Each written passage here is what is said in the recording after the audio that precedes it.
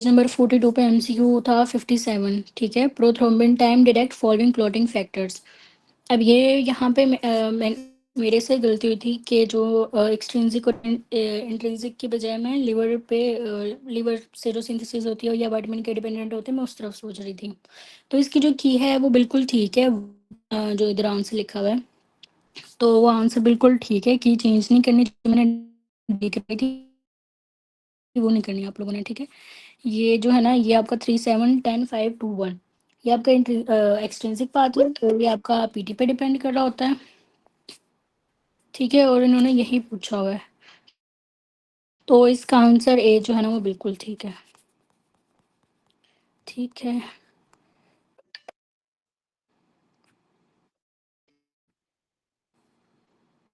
तो जो भी बच्चे जो है इनके 42 पे एमसीक्यू नंबर फिजिकल की चेंज करवाई थी डी, वो मैंने विटामिन के डिपेंडेंट और लिवर से सिंथेसिस जो उनका वो माइ तो जो है 2 7 9 10 करवाई थी, लेकिन ये जो है ना पीटी का पोर्शन जो कि आपका एक्सट्रिंसिक पाथवे, तो ये इसका आंसर 1 2 5 7 10 ही है, ठीक है। अब जो एक और वो हार्ट फेलियर में जो है पेरिकार्डियल एफ्यूजन में आपकी प्लूरल एफ्यूजन होती है, ठीक है। पेरिकार्डियल एफ्यूजन हो सकती है, लेकिन वो इतनी कॉमन नहीं है। जो आपकी फिब्रिनस पेरिकार्डाइटिस है वो मोस्ट कॉमन होती है एमआई के, ठीक है? तो वो प्लूरल एफ्यूजन होती है, पेरिकार्डियल इतनी कॉमन नहीं होती, ठीक है। ये चीज़ें थी, और उसके अलावा जो है ना वो ओक्लोमोटर और प्रीटेक्टम वाला किसी ने ग्रुप में पूछा हुआ था, वो इंशाल्लाह हम लोग जो है ना लास्ट पे साथ कर लेंगे, ठीक है। अभी हम लोग जो अपना पेपर 5 हो गए ऑलरेडी। अच्छा, आज का पेपर हमारा है मेडिसिन 21 फेब मॉर्निंग का, और ये मेडिसिन का last paper. Okay, question number 1 है which is x link disease. तो आपकी एक्स लिंक, आपकी डुशेन मस्कुलर डिस्ट्रॉफी, आपकी एक्स लिंक, ये तीनों, ये सारी चीज़ें आप ऑटोसोमल डोमिनेंट, ऑटोसोमल रिसेसिव और एक्स लिंक रिसेसिव, एक हम लोग रिवाइज कर लेते हैं एक्स लिंक वाली, ठीक है।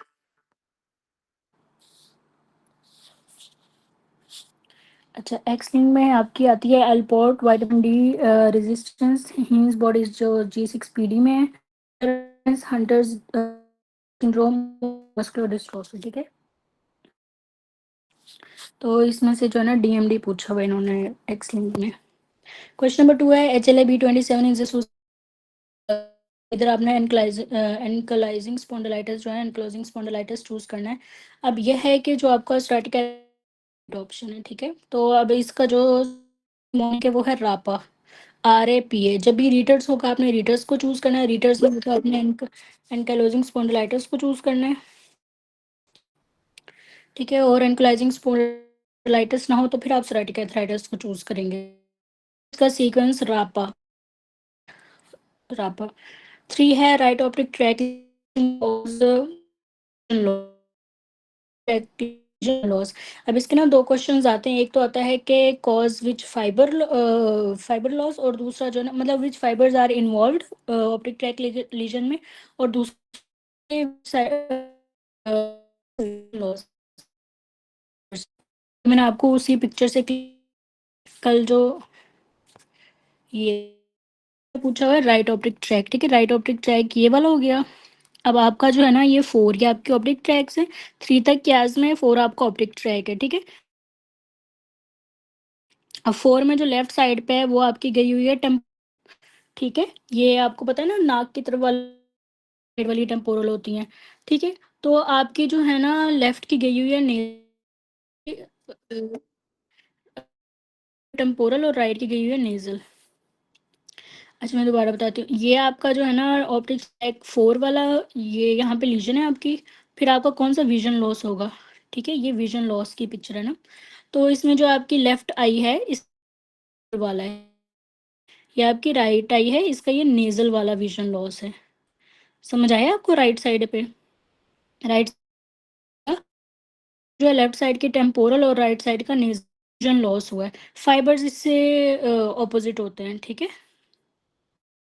समझ आया आप लोगों को ये, किंतु ये बहुत, ये हमेशा बच्चों को कंफ्यूज कराता है। जब अगर वो फाइबर्स का पूछे ना कि राइट ऑप्टिक ट्रैक में फाइबर्स कौन से होते हैं, तो फिर आपने बोलना है कि राइट जो है टेम्पोरल फाइबर्स और लेफ्ट नेजल फाइबर्स, मतलब ऑपोजिट। और विजन लॉस का पूछे ये आपके राइट ऑप्टिक ट्रैक में, तो राइट ही नेजल, मतलब जो नेजल वाली विजन लॉस है वो ऑप्टिक ट्रैक वाली ही होती है ना, सेम होती है। और टेम्पोरल ऑपोजिट साइड की, और फाइबर्स जो है फाइबर्स टेम्पोरल और ऑप्टिक ट्रैक के सेम वाले। अच्छा, मैं कंफ्यूज नहीं करना चाहती आप, अभी ये विजन लॉस रखो, और जो आपका है ना फाइबर्स, वो आपका जो है, हाँ रीटर्स होता है आर से। अच्छा, तो वो होता है, ठीक है। आप बस अभी ना विजन याद रखो जब फाइबर्स का है ऑप्टिक ट्रैक पे लीजन हुई है राइट साइड पे, तो आपका लेफ्ट साइड का टेम्पोरल गया है और ये राइट साइड की नेजल गई है। बस इतना ही है। क्वेश्चन नंबर 4 है myasthenia gravis bilateral ptosis at diagnosis. अब माइस्थीनिया ग्रेविस का अगर पूछे which drug use to make diagnosis, तो आपने एड्रोफोनियम लगाना है अगर गोल्ड स्टैंडर्ड या वैसे टेस्ट पूछे, और ईएमजी दिया हो तो आपने ईएमजी लगाना है। और यहाँ पे ऑप्शन ए एंड सी किसका है? एंड सी नहीं, वो रेज सिंड्रोम है क्वेश्चन और रूमेटॉइड आर्थराइटिस है। मैम क्वेश्चन नंबर 3 में। अच्छा, ए और सी राइट नेजल लेफ्ट टेम्परल,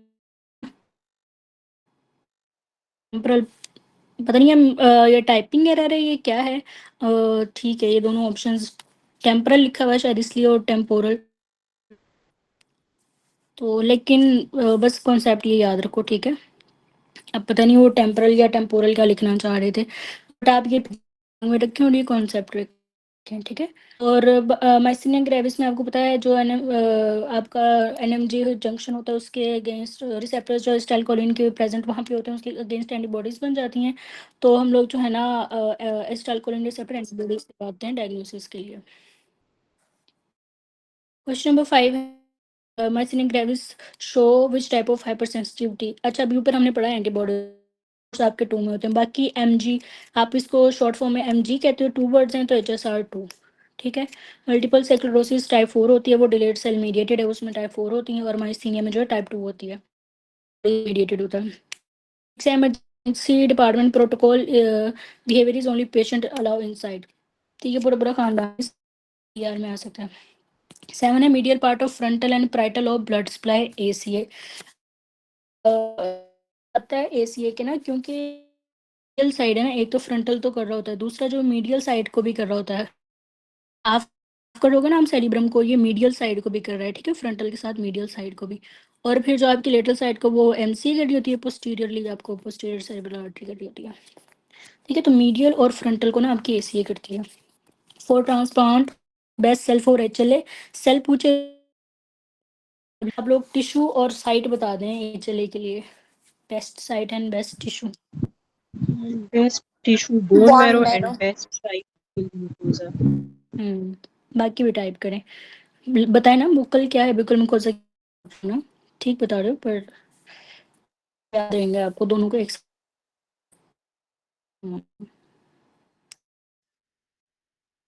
ठीक है। क्वेश्चन नंबर 9 है अ 28-year-old soldier after returning from Siachen glacier having present to CMH development with a complaint of headache, peripheral cyanosis of his fingers, most probably the cause is candipolycythemia।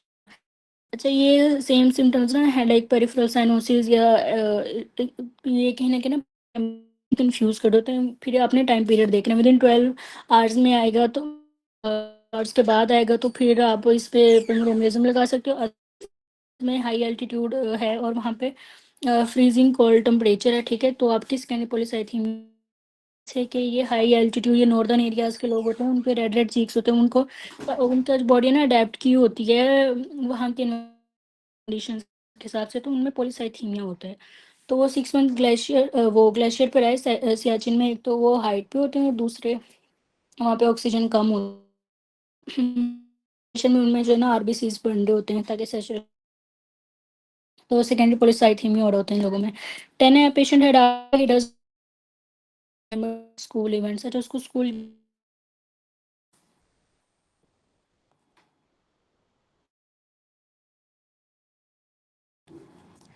अच्छा इसको इस तरह याद रखें कि उसको रिसेंट इवेंट नहीं याद नहीं है, बट उसको स्कूल के कैंपस की बातें याद हैं, तो फिर आप कैंपस, ठीक है, उसको याद है हिप्पोकैम्पस, उसको कैंपस की स्कूल के campus which one cause lung radon. Most common जो लंग कार्सिनोमा कर रही होती है स्मोकिंग कर रही होती है, और एक बहुत बड़ा लंग कार्सिनोमा का सिनेरियो होता है, और साथ उन्होंने मेंशन किया होता है नॉन स्मोकर। फिर आपने रेडोन एक्सपोजर लगाना है, और थर्ड पे आपका एस्बेस्टोस है, ये इसका सीक्वेंस है। Smoking is greater than radon asbestos. 12 है patient has LRTI histology on respiratory will be damage. और फैक्ट्री एपिथेलियम जो होते हैं ना उसमें सीलिया होते हैं, ताकि आपको पता है वो एक तो जो भी आपकी एयर आ रही होती है उसको प्योरीफाई कर रहे होते हैं, उसकी जो है टेम्परेचर वगैरह सारा उसको कर रहे होते हैं, उसके लिए ना सीलिया प्रेजेंट होते हैं, ठीक है। क्रॉनिकली जो है ना फिर वो सीलिया रहते हैं। अच्छा, सीलिया इंटेस्टाइन में प्रेजेंट हो। माइक्रोविलाय। हाँ, एक MCQ है, अबंडेंट सीलिया कहाँ प्रेजेंट होते हैं? अबंडेंट सीलिया, ये ऐसे ही MCQ होता है, ये मुश्किल है। Possible convoluted tube. No, define tube. Fallopian tube में होती हैं, लेकिन नहीं अबंडेंट, वहाँ उससे भी ज़्यादा होती हैं। मैक्सिलरी साइनस में। Yes doctor Sadia, maxillary sinus में होती हैं, ठीक है। नहीं हम वहाँ पे आपका अबंडेंट। अच्छा जी, क्वेश्चन नंबर 13 है। अच्छा 13 है कि 50 years old postmenopausal woman having hot flushes causes increased FSH and LH। अच्छा, आपको पता है कि ये सेम सिनेरियो आता है, और ऑप्शन में ना डिक्रीज होता है, तो आपने डिक्रीज एस्ट्रोजन चूज करना है, ठीक है। डिक्रीज एस्ट्रोजन होता है मेनली। अब एस्ट्रोजन का क्या होता है, नेगेटिव फीडबैक इफेक्ट होता है FSH और LH के ऊपर, ठीक है। तो दोनों पे नेगेटिव फीडबैक है, आपका एस्ट्रोजन कम हुआ तो आपकी जो है ना FSH और LH होते हैं। और एक और ऑप्शन जो अगर आपका LH तो आपने वो चूज करना है, ठीक है। पहले सबसे पहले आपने डिक्रीज एस्ट्रोजन चूज, उसकी LH सर्ज आती है जिसकी वजह से ये हॉट फ्लशेस वगैरह आ रहे होते हैं, और ये बेस के डिक्रीज करता है, उसका नेगेटिव फीडबैक होता है। और फिर वो अगर डिक्रीज हो जाएगा तो ये दोनों डिक्रीज हो जाएंगे FSH एंड LH। नंबर 14 है patient using steroid for very long time he is at risk of osteoporosis and fracture. अब जो स्टीरॉयड है ना आपका, एक तो वो ओस्टियोब्लास्ट की एक्टिविटी को कम करता है, ठीक है, तो बोन फॉर्मेशन कम होगी ना, और ओस्टियोक्लास्ट की एक्टिविटी को ज़्यादा कर देता है, तो आपकी जो है बोन इंक्रीज हो जाती है, ठीक है। और दूसरा ये जो आपके स्टीरॉयडल जो हार्मोन आपके होते हैं एस्ट्रोजन टेस्टोस्टेरोन, इनको डिक्रीज करता है ना, और टेस्टोस्टेरोन का आपको पता है कि का भी रोल होता है, ठीक है। तो ये स्टीरॉयड इस तरह से ओस्टियोप्रोसिस एंड फ्रैक्चर के चांसेस बढ़ाते हैं। जो द इन्फ्लेमेशन आपको पता है न्यूट्रोफिल होते हैं एक्यूट में, और जो इन्फ्लेमेशन में पास होती है उसके अंदर भी आपको न्यूट्रोफिल्स मिल जाते हैं। 16 है a man with M I died due to which arrhythmias within 4 hours या इवन 24 आवर्स, तो आपने ना अरिथमिया करना है ना, उसका सिनेरियो आता है वो, और सडन उसकी जो कोलैप्स करी है, ठीक है, सडन उसको, तो वो वजह से हो रही होती है। इंटरवल, ठीक है। अब ये जो है ना सिंपैथेटिक और पैरासिम्पैथेटिक से भी आ रहा होता है कि आप सिनेटिक एक्टिवेट होगा तो फिर वो है डिक्रीज नोडल करेगा, क्योंकि फॉरन फॉरन कॉन्ट्रैक्ट करा रहा होता है ना आपका हार्ट। और अगर आप पैरासिम्पैथेटिक होगा तो वो आपका PR जो है उसको इनलोगेट कर देगा, उसको जो है ना प्रोलॉन्ग कर देगा, वेंट्रिकल की ना फीलिंग हो, ठीक है, ये इसका कॉन्सेप्ट है। और जो आपका PR इंटरवल है वो आपकी एट्रियल और वेंट्रिकल डिपोलराइजेशन को शो करता है। इसका मतलब है कि impulse from atria to ventricle, ये भी एक MCQ है आपका, कि ये भी नोट PR इंटरवल क्या शो कर रहा था, एट्रिया टू इम्पल्स, ठीक है, transmission of impulse from atria to ventricle. तो और ये डिले इसीलिए होता है ताकि हार्ट की ना प्रॉपर फीलिंग हो सके। तो ये इंक्रीज हो जाता है पैरासिम्पैथेटिक में, तो आराम से हार्ट फील कर रहा होता है। पैरासिम्पैथेटिक में हार्ट में बहुत जल्दी जल्दी कॉन्टैक्ट करना होता है, तो ये PR इंटरवल जो है ना वो डिक्रीज कर जाता है। ये एवी नोडल उसी को कहते हैं डिले, ठीक है। एवी नोडल डिले का मतलब है प्रोलॉन्ग मरबन, ये लेकिन हम होना चाहिए आपका मिड डायस्ट कहना चाह रहे हैं। मरमर edema, which of the following patient will most likely develop? Right ventricle hypertrophy, ये आपका माइट्रल स्टेनोसिस का scenario due to back pressure of patient is at risk of developing RVH. ये राइट साइड पे आपका वो राइट एट्रियम में आपको होता है ना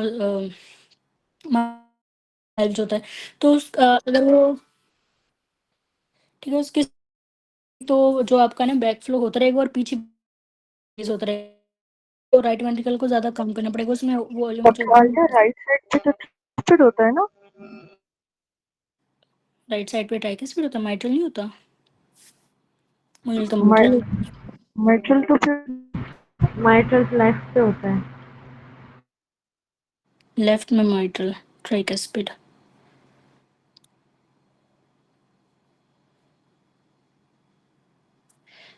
ठीक है,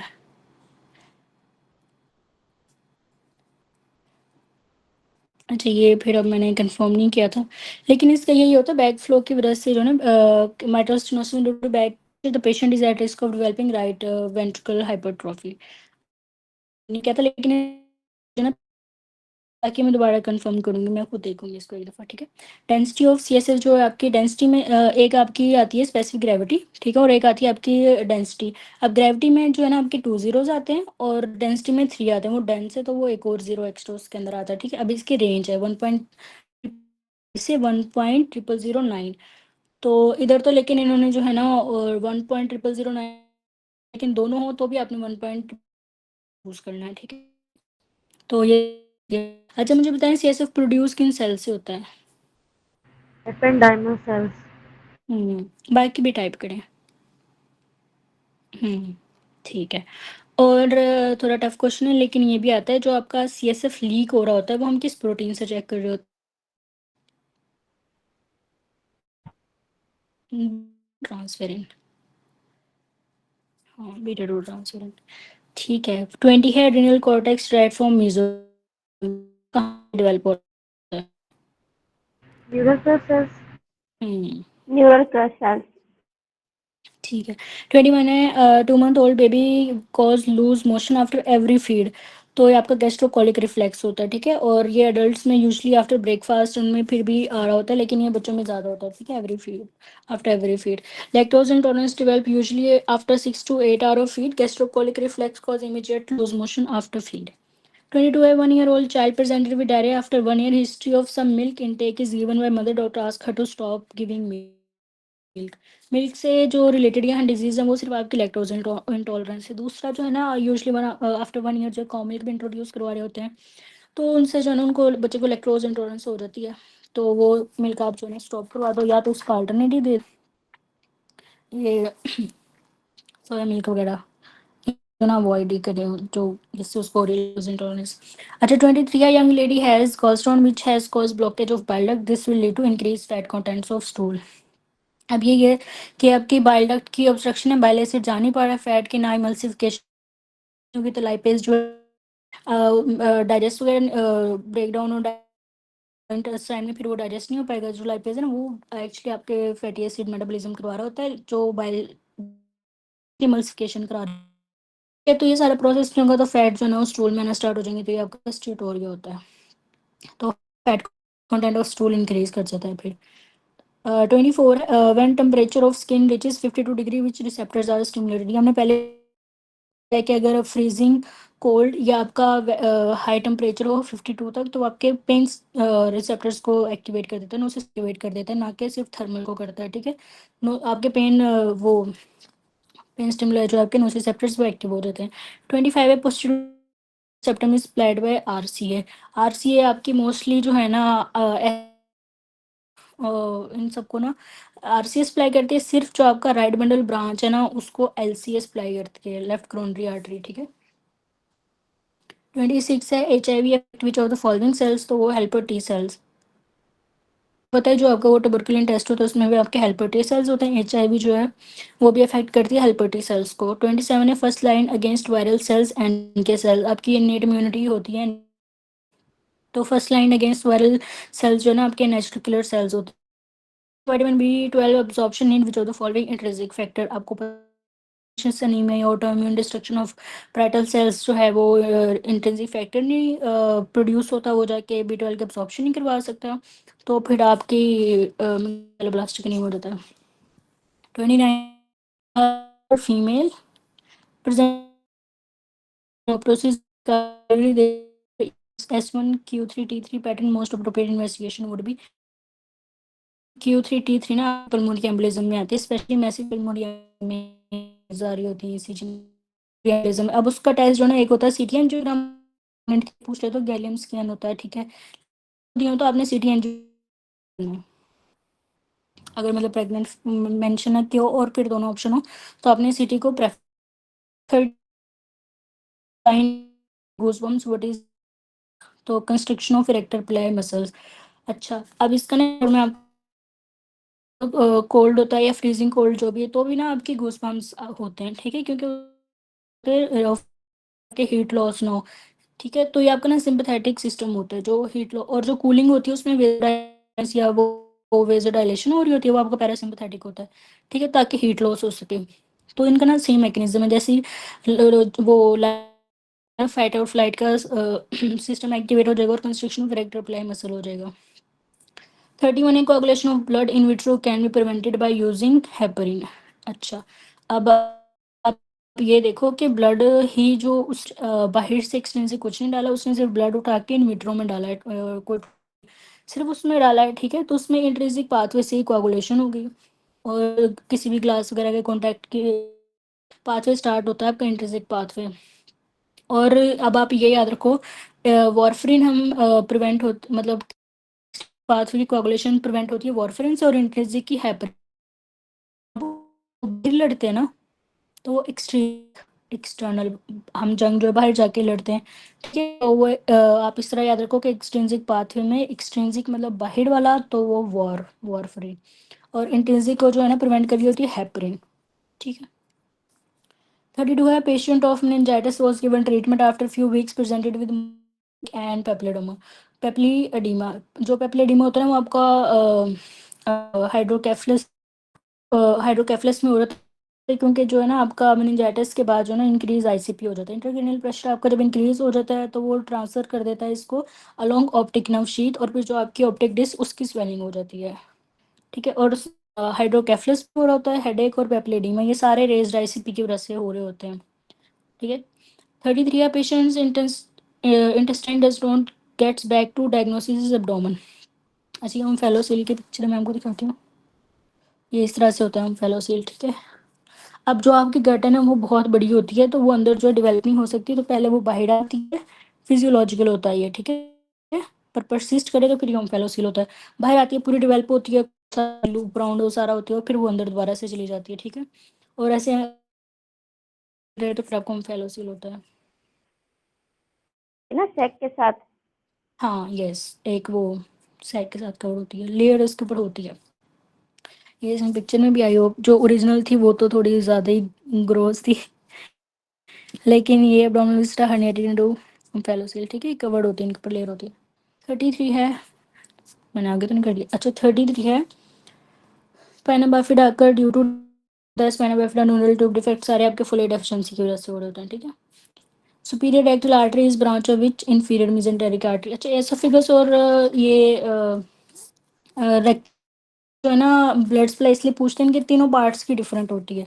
अब जो आपकी अपर पार्ट को कर रही होती है सुपीरियर रेक्टल, वो आर्टरी की ब्रांच है, जो कि क्वेश्चन पूछा हुआ है। सुपीरियर रेक्टल जो है आपकी इंफीरियर मेसेंटेरिक की है। जो मिडल रेक्टल है ना आपकी, वो इंटरनल आईलिएट से आती है, ठीक है। लेकिन जो आपकी इंफीरियर रेक्टल है ना वो आपकी इंटरनल पुडेंडल से आती है, और फिर इंटरनल पुडेंडल भी जो है ना ब्रांच होती है आपकी इंटरनल। लिखो, सुपीरियर रेक्टल आती है आईएमए से, मिडल आती है इंटरनल आईलिएक से, इंफीरियर आती है इंटरनल पुडेंडल से, which is also branch of. अच्छा, allograft is from same species, और आइडेंटिकल वाली क्या है, आइसो। ठीक है। और self to self isograft. Auto. Autograph होती है, हाँ जी। और another species, yes xeno, A female of cancer taking radiation, it will affect.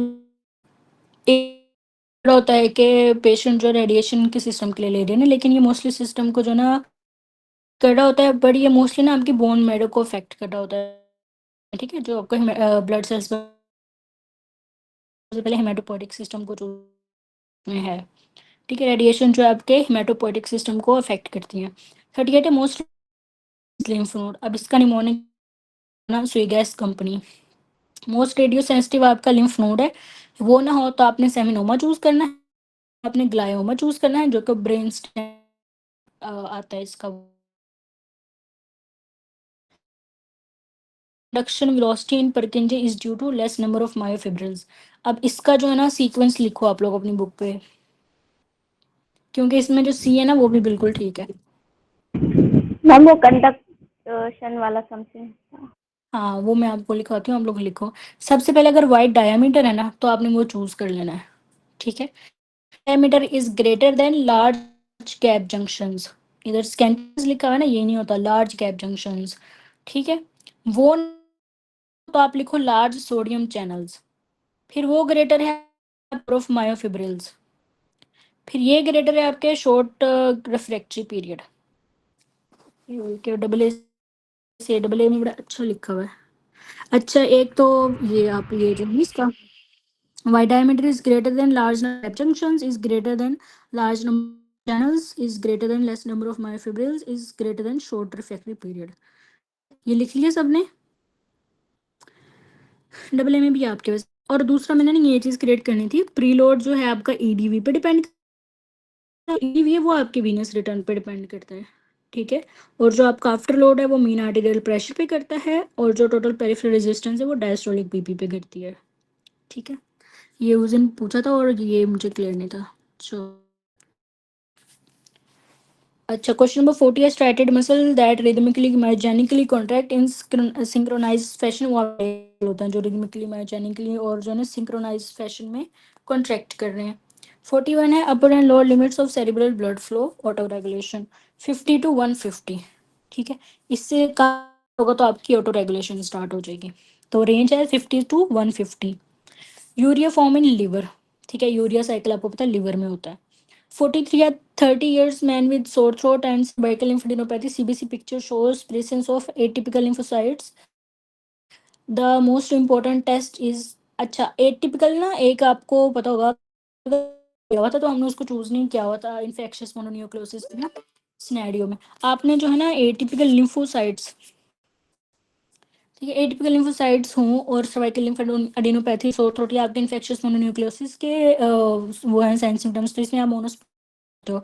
अच्छा ये किस माइक्रो ऑर्गेनिज्म की वजह से हो रहा होता है इन्फेक्शियस मोनोन्यूक्लियोसिस? EBV। 44 है ball hit on anterior thigh there will be damage profunda femoris. ये पिक्चर की ठीक है, आपकी एंटीरियर थाई पे प्रेजेंट होती है फेमरल आर्टरी, फेमरस आर्टरी और अडक्टर हाइटस नीचे जाके उधर से लेफ्ट सर्कमफ्लेक्स फेमरल आर्टरी वो उधर चली जाती है सीधा, जो है ना सामने आपकी परफंडा फेमरस आर्टरी होती है, ठीक है, तो ये डैमेज होती है। 45 है after RTI patient has surgical neck of humerus fracture with loss of sensation over proximal part of lateral arm which now is damaged। तो ये आपकी एक्सीडेंट नाव होती है, ठीक है। आपके डेल्टोइड करारा होता है एबडक्शन, वो भी लॉस, और वो रेजिमेंट साइन पैच जो करके कुछ नर्व से होती है। 46 after clavicular fracture patient is unable to perform lateral rotation of arm muscle involving teres muscle। ये ना डबल ए में मूवमेंट सबसे अच्छी लिखी हुई। अब ये देखो, अच्छा आई होप क्लियर है। मीडियल रोटेटर्स जो है ना आपके इधर इन्होंने पूछा है लेटरल, तो अब मीडियल आपके होते हैं subscapularis teres major latissimus dorsal, और लेटरल रोटेटर्स होते हैं आपके infraspinatus teres minor post fibres of deltoid, ठीक है। एक दफ़ा आप लोग ये आपको याद करनी पड़ेंगी। एबडक्शन इंडक्शन भी आपको पता है आ रही होती है, ठीक है, तो एक दफ़ा पढ़ लेना आप लोग। मुझे याद इतने ही होते मैम। रेपिटेशन से याद होंगे वरना नहीं याद होते, देखने पड़ेंगे मल्टीपल आपको। टाइम्स किए हैं ये। हाँ जब भी एमसीक्यू आए आपको लगे ना आपको ये नहीं आ रहा तो आप जाके उसको ना देखो पिक्चर को जहाँ पे जो भी है, जब भी आप एमसीक्यू की प्रैक्टिस कर रहे हो, ठीक है, तो उसके आगे पीछे वाले भी देखो, याद हो जाए फिर। परेशान नहीं हो आप लोग। इनके टेबल्स वगैरह अगर देखो, ये अब सीक्वेंस किसी को भी नहीं आता ये लेस नंबर ऑफ मायोफिब्रिल्स वाला, ठीक है। आंसर तो लिखा हुआ है, तो आप पूरा जाके सीक्वेंस देखो, जब भी एमसीक्यू है उस चीज़ का आगे पीछे वाला भी देखो सारा कुछ, ठीक है। तो यही तरीका होता है, इसी तरह से रेपिटेशन होती है और इसी तरह से याद होता है। Don't worry. अच्छा, क्वेश्चन नंबर आपका है 47। A patient after RTA had severe blood loss and no urine output even after 3 days. Patient failed to have urine output, creatinine 9.5, biopsy shows cortical necrosis and severe tubular necrosis. What is the cause? ये आपकी irreversible injury हो गई उसको। A man has noticed scleral icterus for 4 days. अच्छा, ये jaundice का बताना चाह रहे हैं, तो वो ना कंजक्टाइवल एक्टेरस होती है, ठीक है। लेकिन चलो, स्क्लेरल एक्टेरिस ये भी वही सेम ही पिक्चर आती है, येलो जो येलो डिस्कलरेशन हुई होती है। Malaise for 1 month on examination, mild tachycardia and vitals normal, rest of physical examination lab finding shows haematocrit 25%। एक तो आपका हेमाटोक्रेट जब रेज हुआ होता है वो भी आपका जो है हेमोलिसिस की वजह से रेज हुआ होता है, मतलब प्रोडक्शन ज़्यादा हो रही होती है, हेमोलिसिस भी हो रही होती है, प्रोडक्शन भी फिर इंक्रीज हो जाती है। और ये जो स्क्लेरल एक्टेरिस लिखा हुआ है ये भी जॉन्डिस पे लिखा हुआ है, ये दोनों आपको ना इंट्रावेस्कुलर हेमोलिसिस की तरफ जो है इंडिकेट करें कि आपका इंट्रावेस्कुलर हेमोलिसिस हो रहा है। Is formed by afferent arteries. अब बच्चे जो है कैपिलरी टफ्ट से कंफ्यूज कर रहे होते हैं, लेकिन जो आपका ग्लोमेरुलस फॉर्म होता है ना वो एफरेंट आर्टरियोल्स आते हैं और वो ग्लोमेरुलस बनाते हैं। अब जो ग्लोमेरुलस बनता है वो खुद टफ्ट ऑफ कैपिलरीज होती हैं, ठीक है। अब इधर ना दो स्टेम है कि glomerulus is formed by afferent arterioles and ठीक है। आपको पता है एफरेंट आई, टफ्ट ऑफ कैपिलरीज दी और इफरेंट के तौर पे बाहर निकल गई। तो फॉर्म्ड बाय, तो कैपिलरी टफ्ट नहीं लगाना, एफरेंट लगाना है। 50 है bone marrow type of patient with ITP shows bone marrow type. अच्छा, आपको पता है आईटीपी में जो है लेस प्लेटलेट्स होते हैं, लेकिन मेगा करियोसाइट्स जो है ना वो इंक्रीज होते हैं। आपको पता है प्लेटलेट्स डिक्रीज होंगे तो उनकी प्रोडक्शन ज़्यादा हो जाएगी बोन मैरो से, तो उनका जो है ना साइज इंक्रीज हो जा इंक्रीज साइज दिख रहा होता है उस पर करते हो आप, तो उसमें ना आपके इंक्रीज मेगा करियोसाइट्स होते हैं। Hypoxaemia in blood is sensed by carotid bodies. जो हाइपोक्सीमिया है ना वो आपके कैरोटिड और कैरोटिक बॉडी दोनों से ही सेंस होता है, ठीक है। तो हाइपोक्सिया जो है आपका कैरोटिड बॉडी से होता है, और कैरोटिड साइनस जो है ना, साइनस की आपका प्रेशर सेंस करता है, और हाइपोक्सीमिया जो है वो सेंस आपको कैरोटिड बॉडी करती हैं जो होती हैं। अब कैरोटिड बॉडी की नर्व कौन सी होती है? ग्लोसोफेरिंजियस। यस। और एओर्टिक की? वेगस। वेगस। वेगस। यस। 9 होती है आपकी कैरोटिड की और 10 एओर्टिक की। Patient of ESMA having ABGs pH 7.2 by car 20 है, और वैसे भी अपर लिमिट पे है तो एसिडोसिस नहीं है। एंड हाइपर बेस्ड डिसऑर्डर ये आपका रेस्पिरेटरी एसिडोसिस है। अब हाइपरनिया कब हो?